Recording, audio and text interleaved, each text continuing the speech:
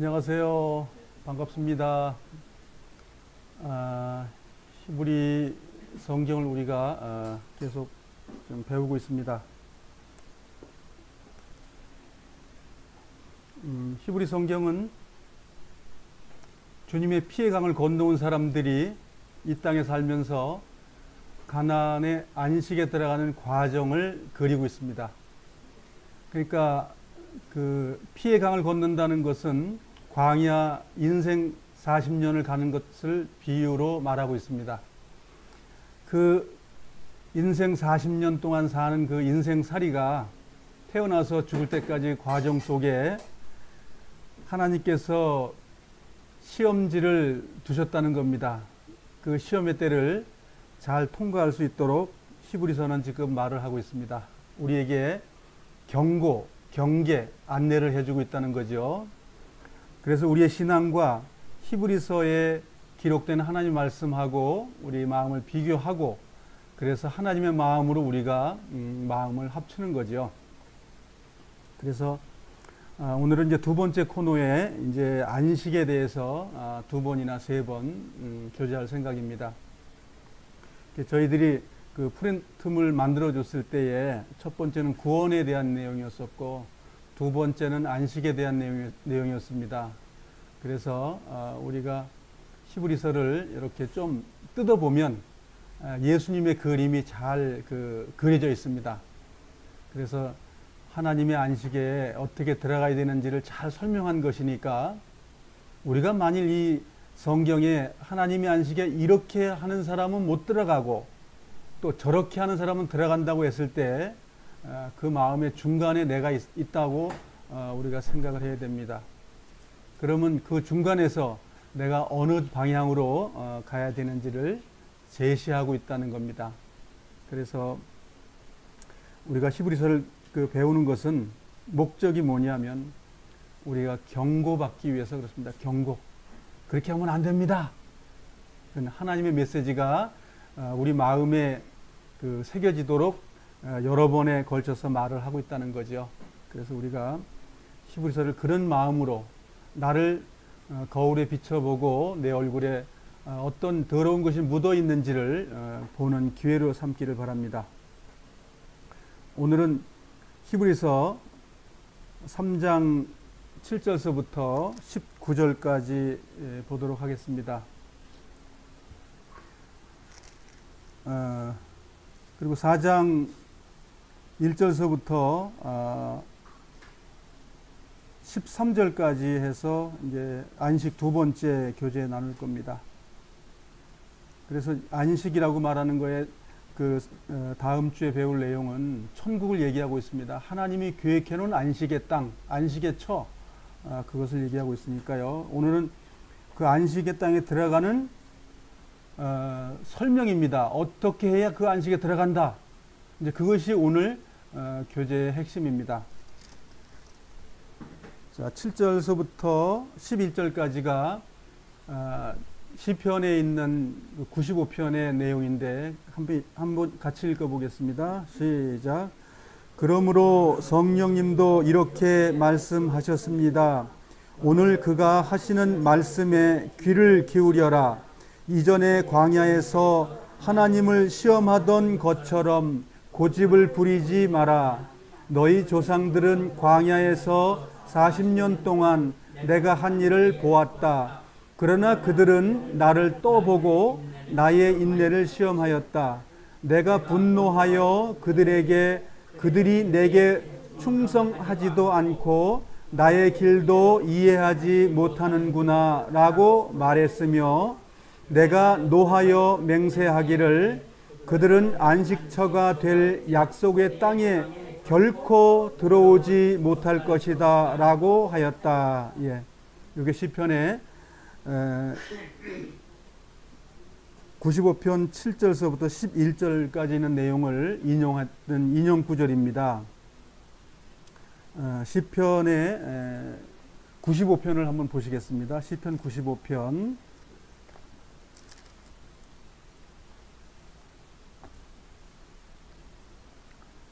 자, 95편을 히브리 기자가 이걸 인용을 했는데 95편은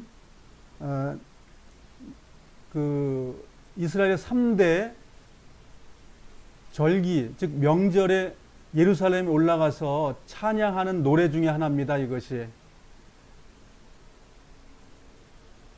1절서부터 11절까지 같이 한번 읽어보겠습니다. 시작. 다 와서 여호와께 기쁜 노래를 부릅시다. 우리 구원의 반석이 되시는 주님께 큰 소리로 외칩시다. 감사의 노래를 부르면서 주 앞에 나아갑시다. 음악과 노래로 주를 높입시다.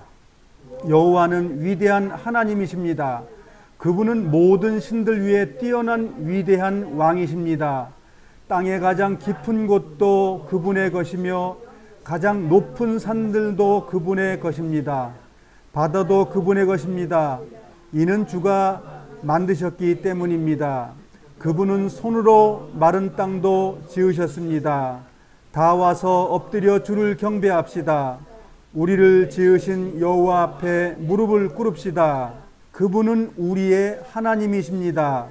우리는 그분 목장의 백성이며 그분이 기르는 양떼들입니다. 예, 여기에 이어서 이어서 요 뒤에 11절까지 내용을 히브리서에 인용한 겁니다. 그러면 요 뒤에 것만 이야기를 하면 앞에 내용이 이제 무시되는 거잖아요. 그러니까 하나님 앞에 찬양을 드리려면 어떠한 일이 끝났기 때문에 찬양할 수 있다, 이렇게 말하는 거예요.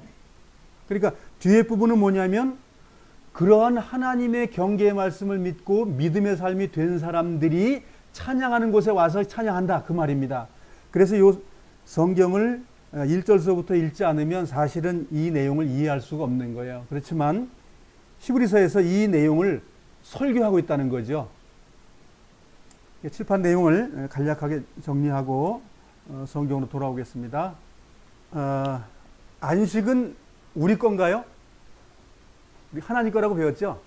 하나님 거예요. 그러니까 우리가 하나님의 안식에 들어가기 위해서 하나님이 무슨 일을 하신 거예요? 십자가에 돌아가신 거죠.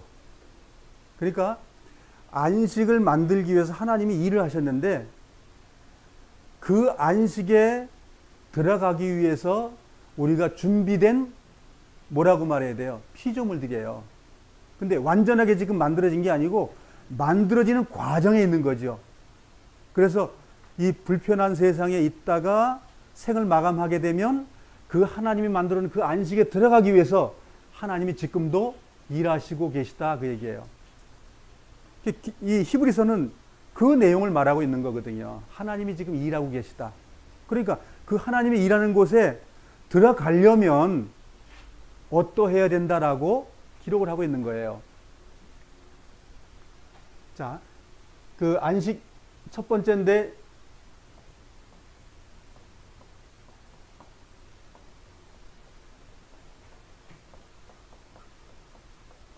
어떻게 들어가느냐? 그 얘기하고 있는 거예요. 이렇게 해 들어간다, 그렇게 얘기하는 거예요. 그래서 시편 95편이 성전으로 올라가는 노래예요. 절기에 모여가지고 하나님 위대하십니다. 우리 백성을 이집트 땅에서 구원해가지고 가나안 땅에 들어오게 해줘가지고 우리가 하나님을 찬양하게 해주고 감사합니다, 이렇게 하는 거란 얘기죠.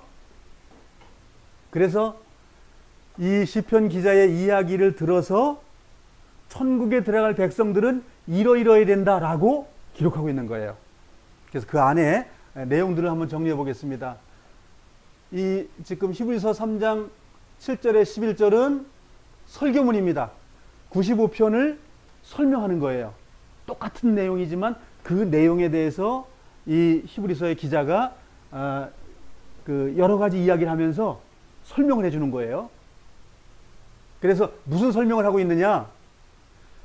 주님의 음성, 주님의 말씀을 순종하지 못한 사람은, 순종하지 않는 사람은 안식에 못 들어간다, 그 얘기하고 있는 거예요. 믿음으로 화합한 사람만 들어간다, 안식에, 이렇게 말했어요. 그때 당시 안식이라고 하는 건 이제 가나안 땅을 얘기하는 거죠. 그래서 불순종으로 안식처에 못 들어간다. 이제 한쪽은 긍정의 말을 하고 한쪽은 부정의 말을 하는 거예요. 그렇게 하니까 절대 못 들어가지. 이렇게 들어간다. 그 두 가지의 이야기예요. 오늘 우리가 배우는 내용은 이렇게 해서 들어가는 거야, 이렇게 해서 못 들어가는 거야. 그 두 가지 이야기가 오늘 교재 속에 들어있는 거예요. 그러니까 우리가 주님을 영접하고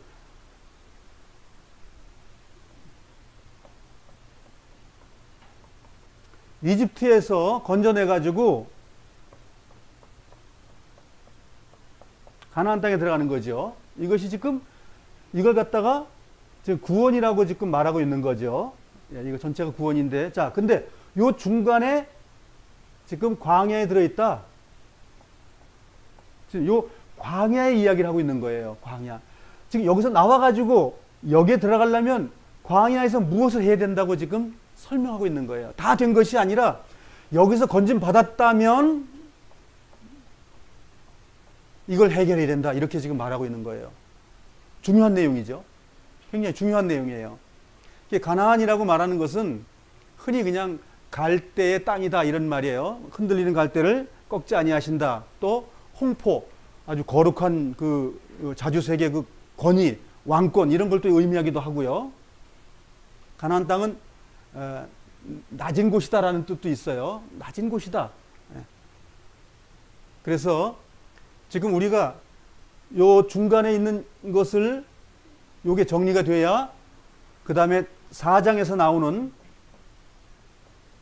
안식에 대한 내용의 시작이다 이거예요. 안식에 들어가려면 이 내용이 되지 않고는 안식에 못 들어간다. 그리고 이제 안식을 이제 설명을 4장에서는 아주 장황하게 설명을 합니다.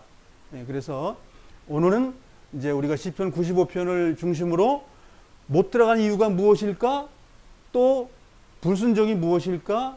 이제 그런 내용을 우리가 성경에 나오는 걸 좀 보도록 하겠습니다. 그러면 그때 당 이게 기록된 것이 63년에서 67년 사이인데 요 사이에 그 다윗의 글을 지금 가져온 거니까 지금 1050년 정도 전의 이야기를 가져온 거예요. 그러니까 다윗이 살아 있을 때보다 그러니까 1000년 전의 이야기, 1000년 전의 이야기를 가지고 와서 그때 당시에 그 주님을 영접했다는 사람들에게 경고의 말씀을 하고 있다 그 얘기예요. 그러면 그 말씀이 지금 나에게 경계의 말씀이 돼야 맞는다 이거예요. 즉 우리가 이 말씀을 배우는 것은 지금 경계의 말씀을 또 들어보는 거예요.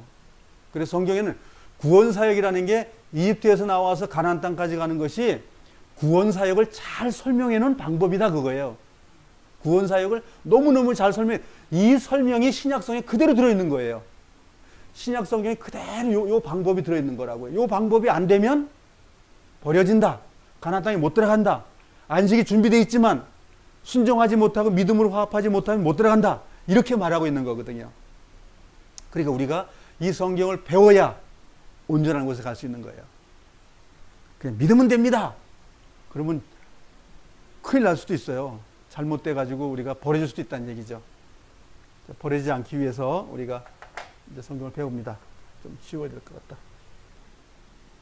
자, 그러면 히브리서 3장 7절에 보시면 이렇게 말씀하고 있습니다. 그러므로 성령님도 이렇게 말씀하셨습니다. 자, 구약에 성령님이 안 계신가요? 우리가 이해를 잘 하셔야 돼요. 삼위일체 하나님을 얘기하기 때문에 문제가 많아지는 거예요. 그냥 하나님이신데 구약에도 성령님을 통해서 말씀도 하시고 그거 다 해요. 그러니까 오순절 성령이 왔기 때문에 그때부터 성신이 왔다고 얘기하는 거예요. 그 말이 안 맞는 거예요. 그거는 그 세대주의자들이 하는 말이고 하나님을 세 방법으로 나눈 사람들의 이야기지 구약 때에 성령님도 이렇게 말씀하셨습니다. 그랬으니까 아까 히브리서에 있는 이야기가 다윗이 말한 거란 말이죠. 그럼 다윗이 어떻게 말했냐 이거예요. 성령이 감동돼 가지고 말을 한 거란 말이죠. 그 누구 말이에요? 하나님 말이죠. 하나님 말. 하나님 말씀이죠. 높게 말하면 영이죠. 영. 신령한 영이죠. 성령이죠. 그냥 귀한 말씀이니까. 그래서 구약에 하나님께서도 그렇게 하셨고 신약에 와서 오순절 성령님이 임하셨다. 그걸 성령이 그러니까 하나님 아버지 계시고 또 성부 아드님 계시고 이제 성신님 계시고 이런 식으로 그걸 얘기하는데 그건 엉터리예요. 그건 엉터리라고요. 창세기부터 시작부터 하나님은 한 분이시고 하나님은 아들의 육체의 몸도 가지고 계셨고 말씀의 영도 가지고 계신 분이거든요. 근데 우리를 삼분법으로 하나님을 그렇게 만들어서 자꾸만 한쪽으로 몰아가기 때문에 문제가 생기는 거예요. 그래서 이 성령론을 얘기할 때 그건 하나님이십니다. 하나님의 말씀이라고 말해야 원래 맞는 거고요. 하나님이라고 말보다는 하나님의 말씀, 하나님의 일꾼 이렇게 얘기를 해야 맞는 거라고요. 여기에 성령님이 다윗을 통해서 이렇게 말씀하셨다 이렇게 지금 말하고 있는 거죠. 이 이제 우리가 좀 전에 읽어봤지만 그 내용의 핵심이라고 말하는 것은 하나님께서 시험의 때를 통과하게 했는데 문제를 해결을 못하더라 그 뜻이에요. 시험을 줬는데 그 시험을 통과하지 못했다. 말씀을 지키라 했더니 못 지켰다. 이제 그런 말이죠. 하나님의 능력을 보고도 그것을 거부하고 믿지 않았다는 얘기죠. 그래서 우리가 이제 지난번에 이제 성경을 우리가 배웠지 않습니까? 지난번에 이제 우리가 배웠을 때 그 이스라엘 백성이 광야에서 나와가지고 데모를 하잖아요. 우린 돌아가야 되겠다. 뭐 죽을 곳이 없어서 여기를 데려와서 우리 다 죽이냐? 그랬죠? 그 다음에 모세를 몰아내고 나서 뭐 어떻게 하려고 그랬죠? 연합해가지고 말하자면 구태타를 일으켰잖아요. 연합으로 모여가지고. 하나님이 어떻게 했어요? 그 구태타 일으켜가지고 우린 다시 애굽으로 가겠다는 거거든요. 모세를 죽여버리고 그 모세의 형 아론을 다 죽여버리고 우리가 정권 잡아가지고 다시 애굽으로 가겠다고 구태타를 일으킨 거예요. 그래서 하나님께서 그 사람들을 어떻게 했죠? 다 죽여버렸죠. 불로 태워버리기도 하고 땅을 벌려서 죽이기도 하고 그게 심판이란 말이죠. 그것이 애굽에서 구원받아서 나온 광야에서 하는 일들이라는 거죠. 그런 일들이 우리 주님을 영접한 사람들의 삶 속에 그대로 준비하고 있다는 거예요. 그대로 있다는 거예요. 그것이. 10절을 보겠습니다. 10절. 내가 분노하여 그들이 내게 충성하지도 않고 나의 길도 이해하지 못하는구나 라고 말했으며 11절 함께 읽겠습니다. 내가 노하여 맹세하기를 그들은 안식처가 될 약속의 땅에 결코 들어오지 못할 것이다. 예. 그러니까 어떻게 했기 때문에 결코 못 들어오냐면 순종하지 않고 주님의 말씀을 거부했기 때문에 못 들어간다. 자, 구약에서는 신실함이고 헬라 말에는 믿음이라는 단어를 썼어요. 신실한 순종을 안 했기 때문에 못 들어간다 그 말입니다. 즉 우리 지금 신약의 언어로 말하면 믿지 않았기 때문에 못 들어간다 안식에 그 말입니다. 시편 95편을 잠깐 돌아가겠습니다. 시편 95편. 그럼 하나님의 말씀을 어떤 걸 그렇게 안 들었느냐? 히브리서에는 지역의 이름이 안 나오고 그냥 불법을 저질렀다라는 말로 끝냈고 8절을 읽어보겠습니다. 8절 시작. 너희 조상들이 무리바에서 그랬던 것처럼 광야의 마사에서 그랬던 것처럼 고집 부리지 마라. 예, 두 가지의 이제 지명이 나왔습니다. 그러면 히브리서에서 나와 그 이야기했던 믿음을 지키지 않고 하나님을 시험했다고 하는 그 말의 내용이 뭐냐면 무리바라는 말은 다툼이라는 말이고 분쟁이라는 말이고 그 다음에 마사라는 말은 우상 숭배 또 아니면 들어 올렸다 또 뭐 원망을 하다 이런 말이에요. 이 단어는. 그러니까 이 두 가지의 단어에서 말하는 것처럼 하나님을 어떻게 말하자면 말씀을 안 믿고 하나님을 능멸했는지가 나오는 내용이에요. 그래서 지금 무리바의 사건은 출애굽기 17장에 나오는 내용이거든요. 자, 그럼 출애굽기 17장에 가서 어떠한 일을 벌인 사람들이 못 들어가겠냐라고 말을 했단 말이죠. 거길 가보자고요. 출애굽기 17장 1절로 가보겠습니다. 자, 거기서 하나님을 향해서 반항한 사람들은 못 들어갔다. 가나안 땅에. 이렇게 지금 설명하고 있는 거예요. 그러니까 우리가 성경 읽을 때 그때 그 사람들은 그랬으니까 못 들어갔지 이렇게 말하면 안 됩니다. 그때 그분들이 그렇게 살았다면 못 들어갔는데 지금 우리도 이렇게 살면 못 들어간다 그 말입니다. 그거를 지금 신약에서 말하고 있는 거예요. 옛날 옛날 이야기를 하는 게 아니고 옛날에 그 있었던 일을 가지고 지금 나에게 적용을 시키고 있다 이거예요, 성경은. 자, 1절 같이 읽어보겠습니다. 시작. 이스라엘 모든 무리가 신 광야를 떠나 여호와께서 명령하신 대로 이곳저곳으로 옮겨 다녔습니다. 그들은 르비딤에 진을 쳤지만 거기에는 마실 물이 없었습니다. 잠깐만요. 주님이 어디를 인도하셨다고요? 이곳저곳 인도하셨는데 어디로 인도하셨다고요? 초장이 있고 물이 있고 아주 좋고 좋은 곳으로 인도하셨다고요? 예, 하나님께서 물이 없는 곳으로 인도하셨대요. 우리의 삶 속에 어려운 일이 있는 것은 하나님께서 인도하신 거예요. 육신이 아프셔요? 하나님이 인도하신 거예요. 경제적으로 어려워요? 하나님이 인도하신 거예요. 그걸 믿고 안 믿고 차이가 날 뿐이에요. 믿는 사람은 그 어려움을 당당히 주님 안에 주님과 더불어서 교제하면서 그 어려운 일을 헤쳐나가게 되는 것이고, 원망과 시비가 있는 사람들은 버려지게 된다, 그런 얘기가 나오는 거예요. 많은 사람들이 예수 믿으면 다 잘 돼야 된다, 이제 그런 논리를 가지고 있죠. 그건 마귀복음이라고 합니다. 그거는 하나님께서 이렇게 인도하셔요. 2절 같이 읽어보겠습니다. 시작. 그들은 모세에게 대들며 우리에게 마실 물을 주시오 하고 말했습니다. 하지만 모세가 그들에게 말했습니다. 왜 나에게 대드시오? 왜 여호와를 시험하시오? 그죠? 예. 모세는 안 거예요. 하나님이 물 없는 곳을 인도했다는 걸 아는 거예요. 모세는 하나님의 사람이기 때문에.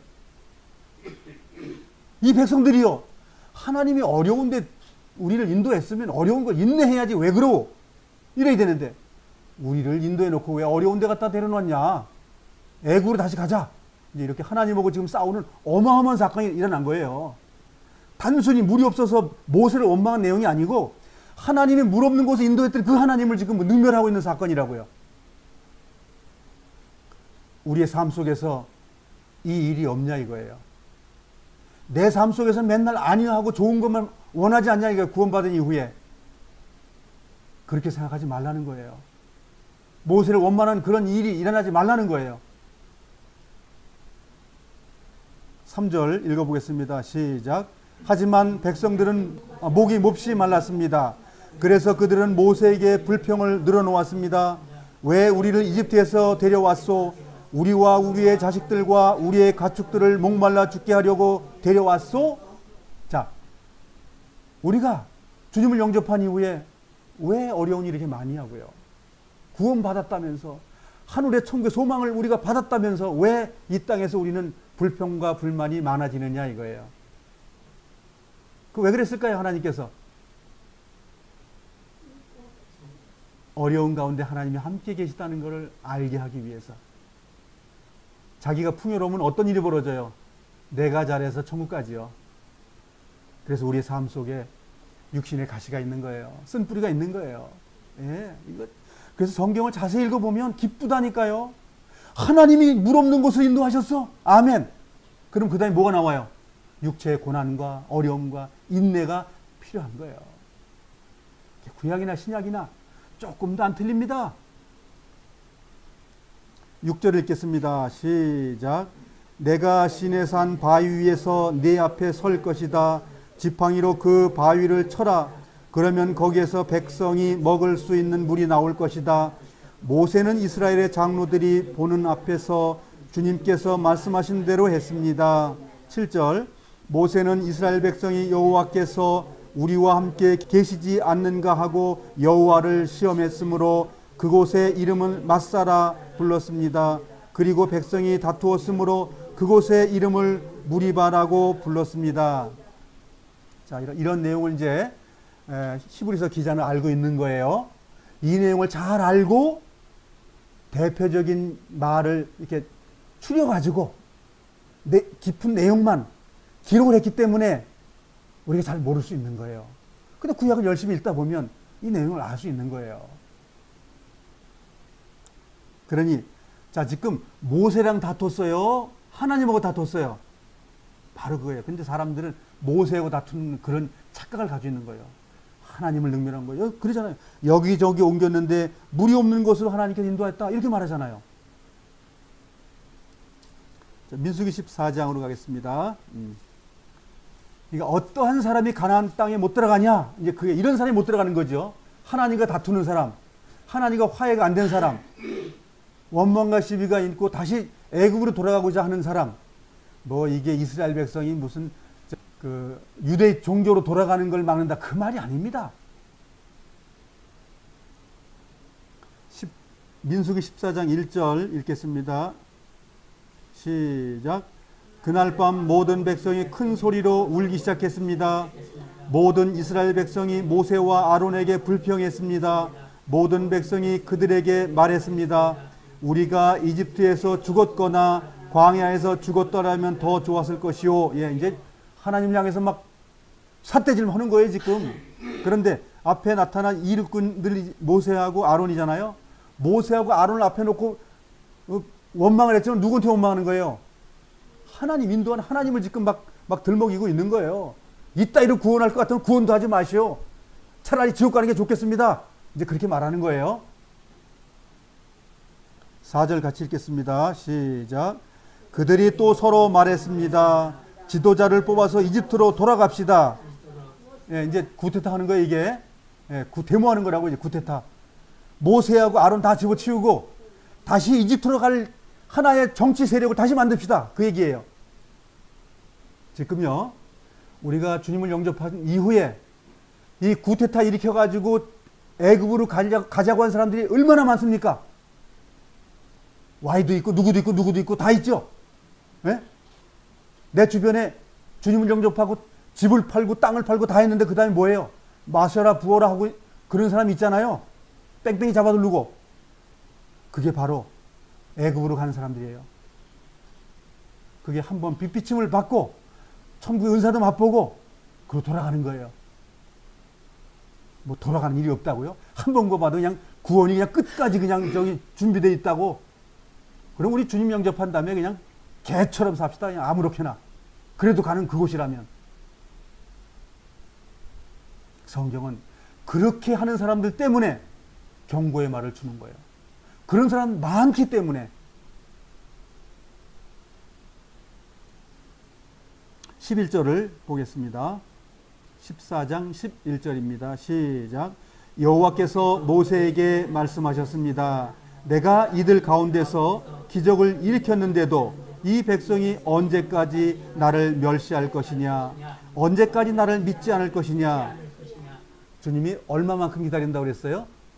끝까지 기다린다고 그랬습니다. 돌이키지 않으면 끝나는 거예요.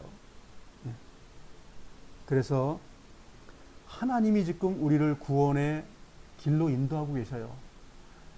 구약에는 선지자, 그 예언자를 통해서 말씀하셨지만 지금은 예수님이 오셔가지고 성령님으로 존재하시면서 우리의 이 말씀을, 이 두꺼운 이 성경을 통해서 우리에게 날마다 지금 계시해주고 계신 거예요. 날마다 말하고 있는 거란 말이죠. 믿음으로 이걸 순종하고 나아가야 된다라고 성경은 가르치고 있는 거거든요. 자, 본문으로 가겠습니다. 자, 이제 12절서부터는 이 인용한 구약 성경의 이야기를 히브리서 기자가 지금 설명해 주는 거예요. 지금 여기서부터는 12절 읽어보겠습니다. 시작. 그러므로 형제 여러분, 그 어느 누구라도 악한 생각을 품거나 믿음을 소홀히 하지 마십시오. 그런 마음을 살아계신 하나님에 따르는데 방해가 될 뿐입니다. 예. 자, 형제 여러분이에요? 길 가는 여러분이에요? 아니면 믿지 않는 여러분에게 말하고 있습니까? 예. 우리 형제자 한 피바다 한 몸 이룬 사람들에게 지금 경계의 말을 하고 있습니다. 형제 여러분, 뭐라고 말하는 거예요? 악심에 품지 마시고 믿음을 소홀히 하지 마십시오. 이 믿음은 신실함입니다. 13절 같이 읽겠습니다. 이 믿음을 어떤 식으로 하냐면 이렇게 하라는 겁니다. 오히려 오늘이라고 부르는 이 시간에 서로를 더욱더 격려하십시오. 죄와 속임수로 마음이 완고해지는 사람이 없도록 서로 돕기를 바랍니다. 왜 죄에서 구원받아서 죄가 또 나오냐고요. 자꾸만 구원받았는데 죄가 왜 나오냐고요. 성경은 나온다고 말하고 있는 겁니다. 죄에서 구원받아서 죄가 또 나온다는 거예요. 그래서 죄가 나오는데 그것을 계속 나오게 하면 완고해졌다, 이렇게 성경을 말하고 있는 거예요. 완고해지면 못 들어간다라고 말하는 거예요. 죄와 속임수로. 아까 그것이 뭐예요?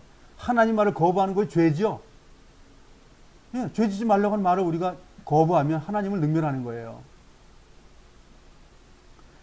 오늘이라고는 이 시간, 주님을 영접한 지금 내 신앙생활하는 이 시간, 내가 육신의 호흡을 주님께서 허락하는 이 시간, 내가 세상을 마감하기 전까지 그 시간, 그것이 오늘이라는 시간이에요. 그 시간은 우리에게 허락되어 있는 거예요.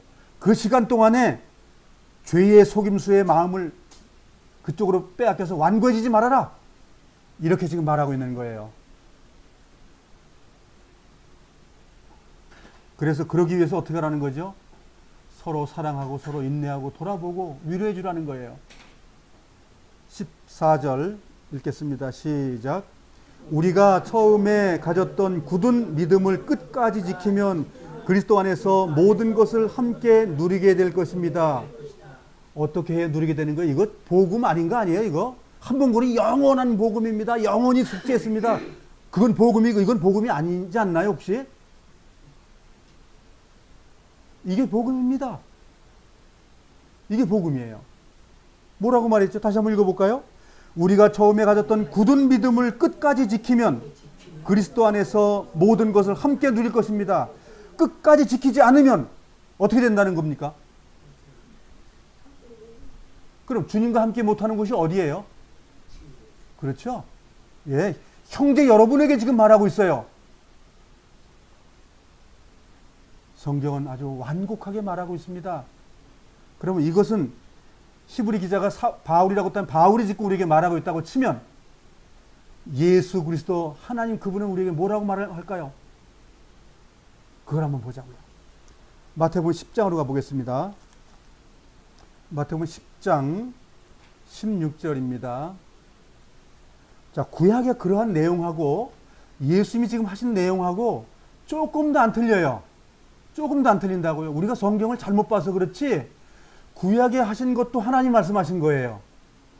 모세와 선지자들과 그 예언자들을 통해서 10장 16절서부터 23절까지 읽을 겁니다. 자, 읽어보시겠습니다. 시작. 들어라, 내가 너희를 보내는 것이 마치 늑대 무리 속으로 양을 보내는 것과 같다. 그러므로 뱀처럼 지혜롭고 비둘기처럼 순결하여라. 사람들을 조심하여라. 그들은 너희를 법정에 넘기고 회당에서 책찍질할 것이다. 나 때문에 너희는 총독들과 왕들 앞에 끌려갈 것이다. 너희는 그들과 이방 사람들에게 증언하게 될 것이다. 사람들이 너희를 잡아 넘길 때 무엇을 어떻게 말해야 할지 걱정하지 마라. 그때에 너희가 말해야 할 것을 다 알려주실 것이다. 말하는 이는 너희가 아니다. 너희 아버지의 영이 너희 속에서 말씀하시는 것이다. 형제가 형제를 배신하여 죽게 하고 아버지 또한 자녀를 그렇게 할 것이다. 자녀가 부모를 대적하여 죽게 할 것이다. 내 이름 때문에 너희가 미움을 받을 것이다. 그러나 끝까지 견디는 사람은 구원을 얻을 것이다. 이 마을에서 너희를 핍박하면 다른 마을로 피하여라. 내가 진정으로 너희에게 말한다. 너희가 이스라엘 모든 마을을 다 다니기 전에 인자가 올 것이다. 네, 여기에 제자들을 보내는데 어디를 보냈다고 그래요? 죄된 곳으로 보낸 거죠. 싸움터에 보냈다는 얘기예요. 싸움터에. 일이 때가 있는 곳에. 죄가 막 그냥 일어날 수 있고 죄 질 수 있는 그곳에 보냈다는 거예요. 민족이 하나님의 민족인데 마귀의 민족 가운데 집어넣었다는 거예요. 민족이 싸우는 거예요. 사람이 사람을 싸우는 거예요. 하나님의 왕국과 마귀의 왕국이 싸우는 거예요. 이 내용이 마태복음 24장 예수님이 다시 한번 또 각색을 해서 말씀해 주십니다. 마태복음 24장으로 가겠습니다. 우리가 오해하는 성경 중에 하나입니다. 제가 여러 번 그 말씀 드렸는데 마태복음 24장을 예루살렘에다 초점을 놓고 성경을 읽어보지 마시길 바랍니다. 이 말씀을 나에게 적용을 한다면 하나님이신 예수님이 나에게 뭐라고 말씀하시는지를 봐야지, 예루살렘 성전에다가 말하는 걸로 사람들이 자꾸만 이야기하니까 나하고는 관계없다 이렇게 얘기한다고. 마태복음 24장 6절서부터 읽어보겠습니다. 시작. 또한 너희는 전쟁에 대한 소식과 소문을 들을 것이다. 그러나 두려워하지 말라. 이런 일들은 반드시 일어나야 한다. 그러나 아직 마지막 때는 아니다. 잠깐만요. 이런 게 꼭 있어야 된다고 그러니까 아까 구약에서 뭐라고 말했죠? 여기저기를 누가 인도한다고 돼 있죠? 하나님께서 인도한다고 그랬죠? 물이 없는 곳에 인도한다는 말씀 들으셨죠? 여기 이 내용이 지금 물이 없는 곳을 인도하고 있는 하나님의 내용을 지금 보고 있는 거예요. 7절. 민족이 다른 민족과 싸우기 위해 일어나고 나라가 다른 나라와 싸우기 위해 일어날 것이다. 여러 곳에서 기근과 질이 있을 것이다. 물이 없다고 말하는 건 어떤 거지요? 물이 충만해서 음식이 많이 나온다는 얘기죠. 물이 없으면 음식이 없다는 얘기죠. 지금 이 내용하고 그 내용이 틀리나요? 내용이 틀려요? 상황이 혹시 틀릴까요? 주님의 사람에게 지금 얘기하는 겁니다. 예루살렘을 보고, 예루살렘 뭐예요? 육신의 율법이 있는 곳을 얘기하는 거예요. 저건 망하고 끝나야 된다는 거예요.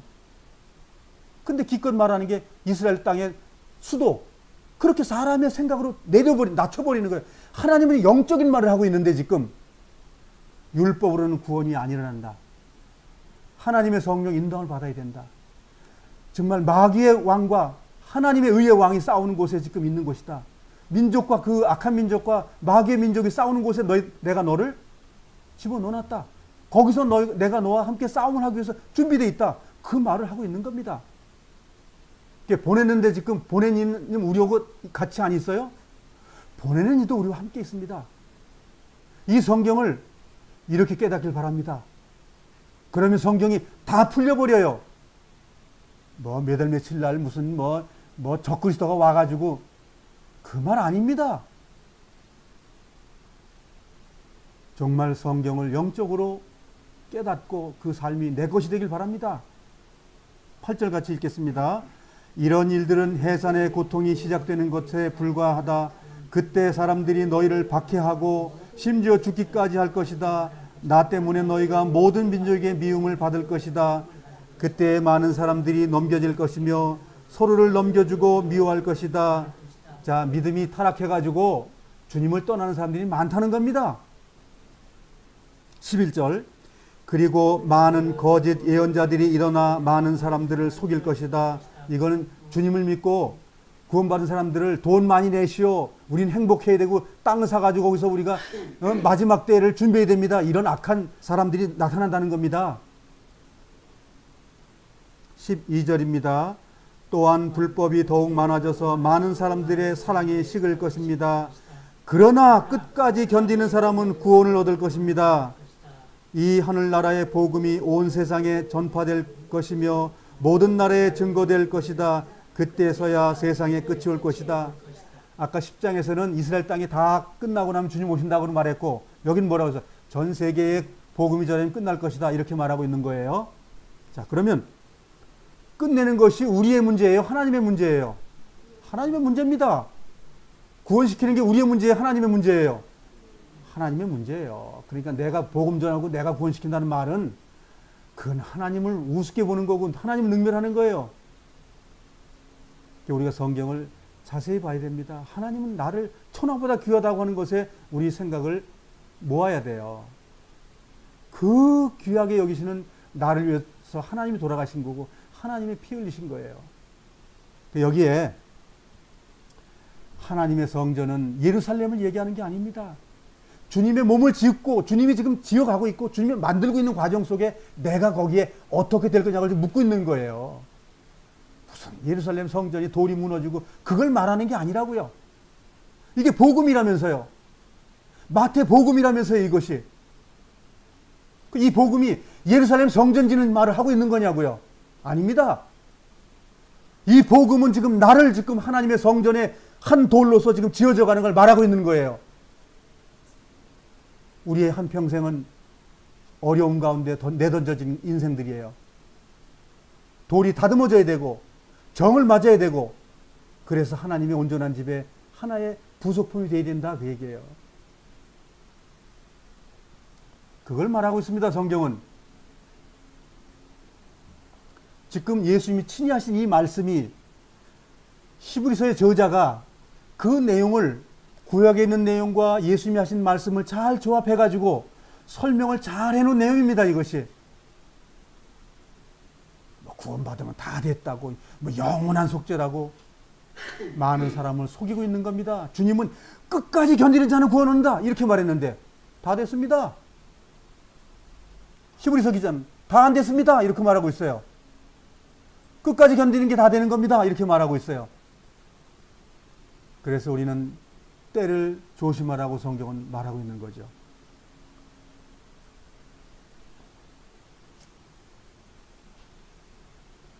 15절 읽겠습니다. 시작. 이것이 바로 성경에서 말하고 있는 것입니다. 예. 성경에서 뭐라고 말했어요? 지금 우리 봤죠? 우리 봤잖아요. 지금 이제 마음을 완악해서 안 되고 구태타를 일으켜서 안 되고 하나님이 그 인도하는 곳에 어려운 것도 있고 즐거운 것도 있고 있는데 그 반항하지 말라는 거예요. 순종하라는 거예요. 내 악한 아내를 옆에 뒀으면 인정하라는 겁니다. 내 악한 남편을 옆에 뒀으면 인정하라는 겁니다. 누가 해야 됩니까? 그 길을. 내가 남편과 아내를 고쳤을 수 있어요? 에이 마누라야 뭐 이렇게 좀 안 되냐? 내가 고쳐 쓰자. 고쳐집니까? 안 고쳐집니다. 내 남편 왜 이럽니까? 내가 고쳐가지고 써버려요? 우리 생을 망할 때까지 안 고쳐집니다. 그럼 어떻게 사는 거죠? 주님이 그 마음에 들어가서 일하길 바라고 기도하는 겁니다. 나도 그를 위해서 양보하는 거예요. 그게 십자가를 지는 겁니다. 그게 가정이 안식이라는 겁니다. 너는 왜 그래? 아내 너 왜 그래? 남편 왜 그래? 죽을 때까지 해보십시오. 그 바뀌는가? 안 바뀝니다. 그렇기 때문에 그리스도 그 한 분을 신뢰하는 거예요. 우리가 내 남편 그리스도가 해주길 바라고 기도하고 내가 기도하는 마음으로 주님께 순종하고 종된 모습으로 내가 봉사하고 남편에게 또 종된 모습 아내에게 내가 순종하고 그 일들이 되어지는 것이 그리스도인이다 이거예요. 그것이 안 돼요? 그건 버려진 사람입니다.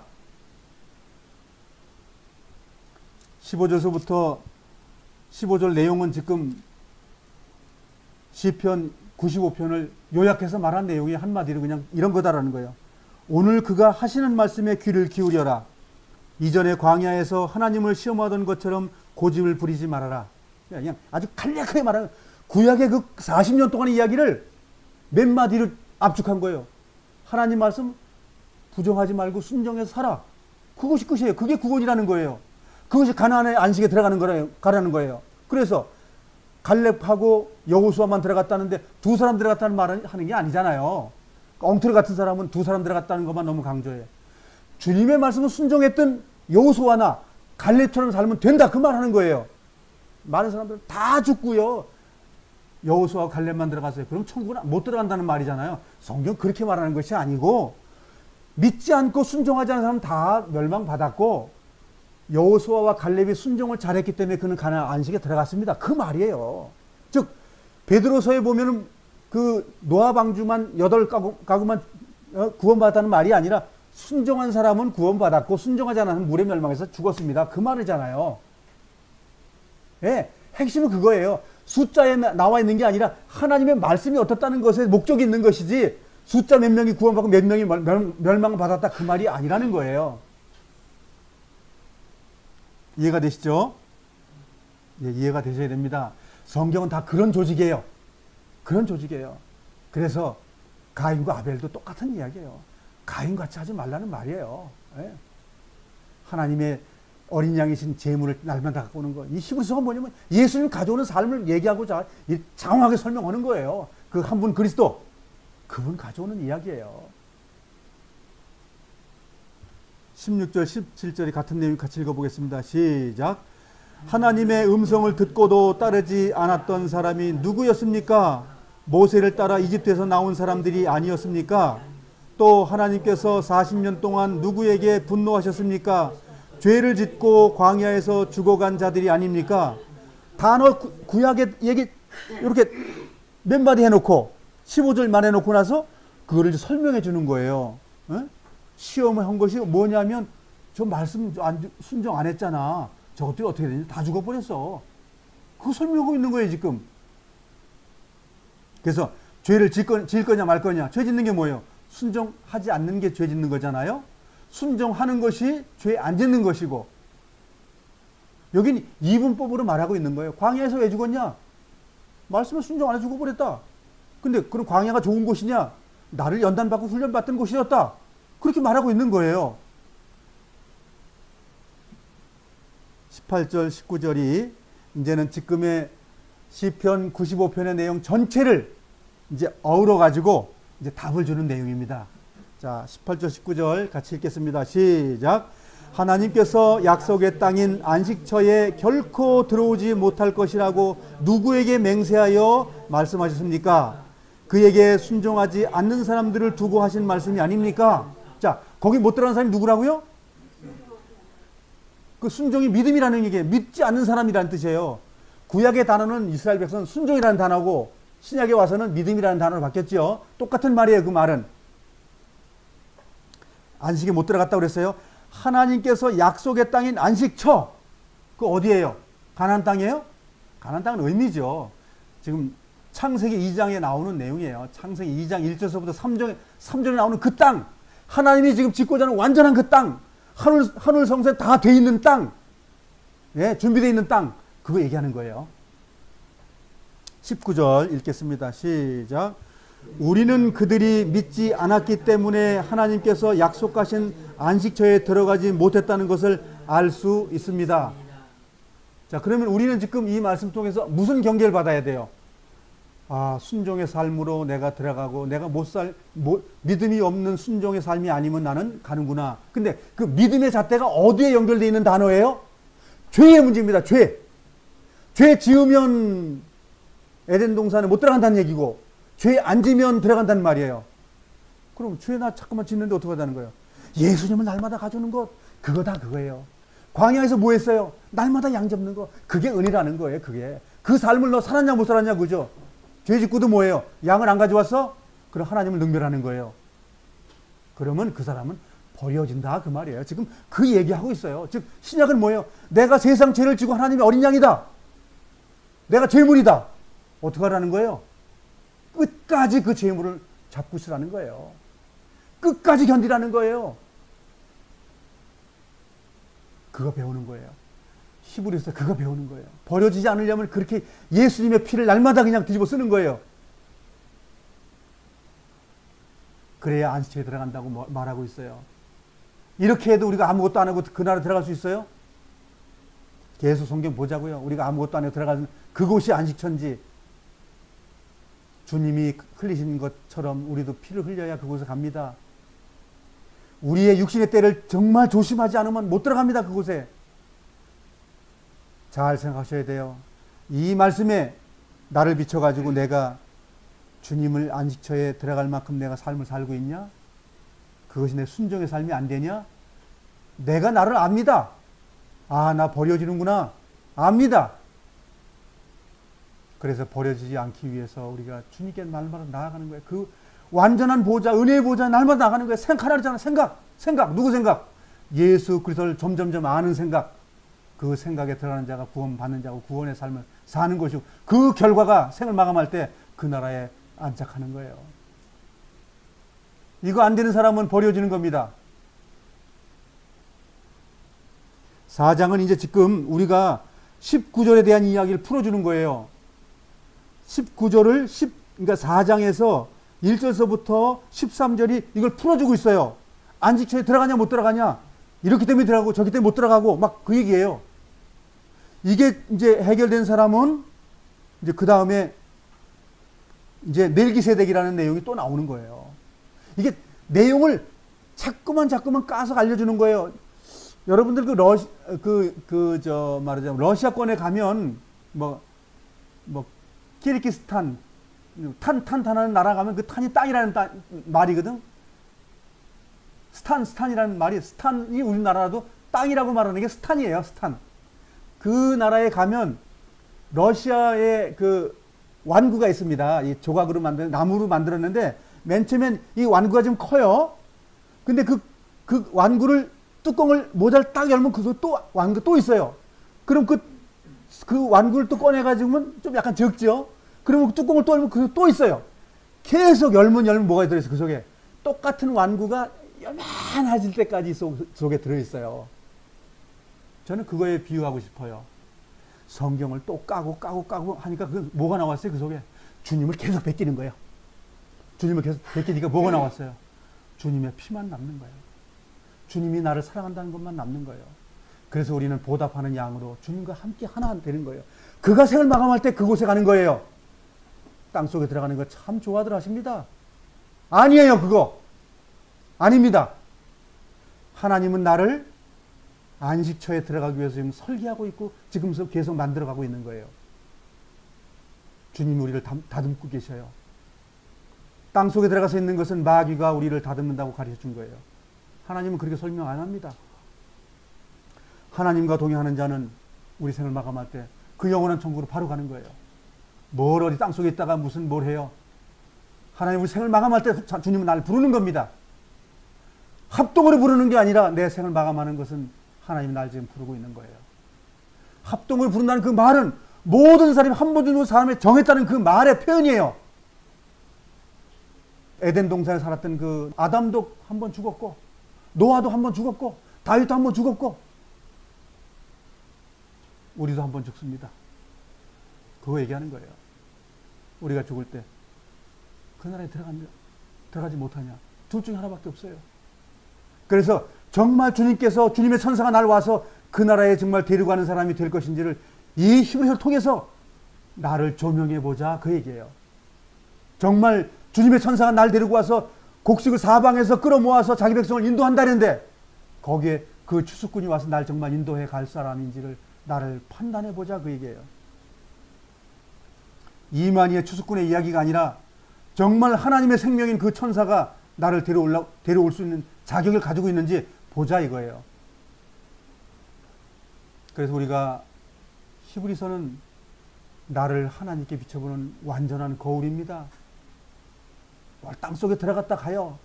제발 그거 원하는 사람은 땅속에 들어갔다 가라고 그래요 좀. 그리고 우리가 완전해지지 못하면 끝나는 거예요. 많은 사람들이 그래서 캐톨릭에서 만든 뭐예요? 꼭 거기 들어가서 잠자고 있는 것이고 무적이 그 뭐라 그래요? 연옥에 들어가 있는 것처럼 그가 구원받지 못했기 때문에 그 말이 나오는 겁니다. 끝까지 견디는 자의 그 구원 속에 들어가 있으면 그거 필요 없어요. 다음 주에 교제 나누도록 하고 제가 잠깐 기도하겠습니다.